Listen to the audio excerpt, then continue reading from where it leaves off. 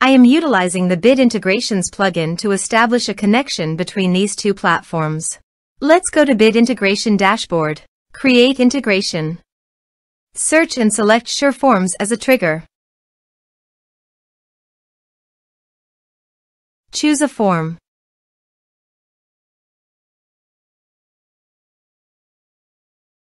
Next. Now search and select Action ClickUp.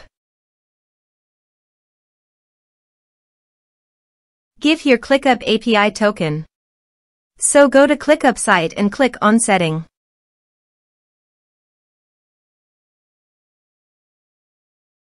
Apps. Copy the API token and paste it here. Authorized it.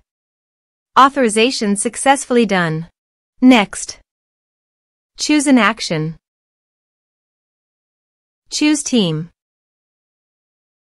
Choose space. Choose folder. Choose list. Map the respective fields.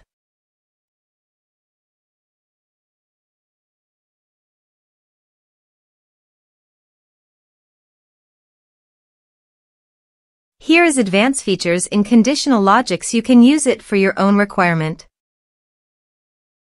Next. Finish and save it. Let's submit a form.